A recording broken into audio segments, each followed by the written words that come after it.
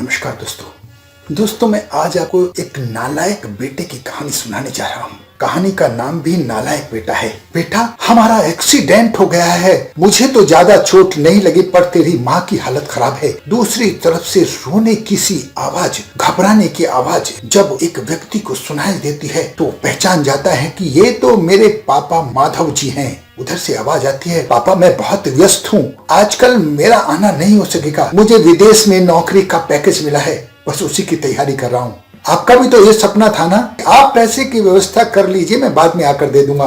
बड़े इंजीनियर बेटे ने ये बड़े गर्व के साथ उत्तर दिया। खैर, माधव जी ने दूसरे बेटे को फोन किया जो डॉक्टर था। उसने भी आने से मना कर दिया और अपनी ससुराल में शादी में जाने का बहाना बना दिया।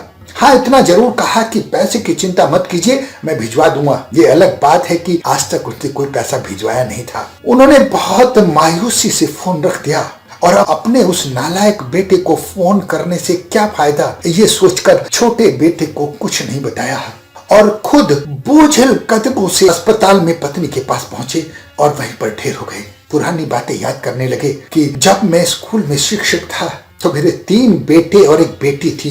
बड़ा बेटा इंजीनियर बन गया, मंझला बेटा डॉक्टर बन गया और लड़के की शादी बड़े घराने में कर दी। दोनों अपनी पत्नियों के साथ अलग अलग शहरों में रहते हैं। बेटी की शादी उन्होंने बड़ी धूमधाम से की थी, मगर छोटा बेटा पढ़ाई में नालायक था। उसका पढ़ाई में बिल्कुल मन नहीं था। 11वीं क्लास के बाद उसने पढ़ाई छोड़ दी थी और घर में ही रहने लगा था। कहता था, मुझे किसी की नौकरी नहीं करनी है, मुझे तो अपने माता पिता की सेवा करनी है। पर मास्टर साहब उससे बहुत नाराज रहते थे। उसका नाम ही उन्होंने नालायक रख दिया था। दोनों बड़े भाई और बेटी पिता के बहुत आज्ञाकारी थे। खुद मास्टर साहब भी उनकी तारीफ के पुल बांधा करते थे।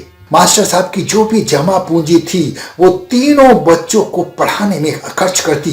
अच्छे से अच्छी शिक्षा दिलाई और उनको अच्छे से अच्छी नौकरी में मदद की। शहर में एक घर और थोड़ी सी जमीन गांव में पड़ी थी। छोटा बेटा नालायक था, सुधरेगा नहीं ये समझकर जमीन का बंटवारा कर दिया था और छोटे बेटे को गांव में भेज दिया था और वो वही झोपड़ी डालकर रहने लगा था। वो गांव जाना नहीं चाहता था, लेकिन पिता की जिद के सामने झुक गया था और गांव में एक झोपड़ी बनाकर रहने लगा था। माधव जी अपने दोनों होनहार और लायक बेटों को बड़ी तारीफ किया करते थे। तारीफ करते हुए उनका गर्व से सीना चौड़ा हो जाता था।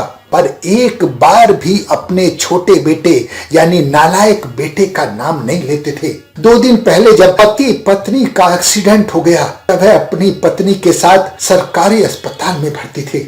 डॉक्टर ने उसकी पत्नी के ऑपरेशन के लिए कहा था। तभी अचानक पापा पापा की आवाज सुनकर माधव जी की नींद टूटती है और सामने देखते हैं नालायक बेटा खड़ा है। गुस्से में अपना मुंह फेर लेते हैं, लेकिन नालायक बेटा फिर भी पैर छूते हुए रोते हुए बोलता है, पापा इस नालायक को याद नहीं किया? मैंने भी आप लोगों पर जासूस छोड़ रखे हैं, खबर मिलते ही भागकर चला आया हूँ। ये कहते हुए नालायक बेटा भी रोने लगा। पापा के विरोध के बावजूद अपनी माँ को एक बड़े अस्पताल में भर्ती कराया, माँ का ऑपरेशन कराया, अपना खून दिया, दिन रात सेवा की और एक दिन देखा वो गायब हो गया। उसके बाद बाप के मन में फिर से बुरे बुरे ख्याल आने लगे उस नालायक बेटे के लिए। 2 दिन बाद फिर बेटा हाजिर हो गया और माँ को भला चंगा करने के बाद अस्पताल से छुट्टी दिलाकर घर चला गया।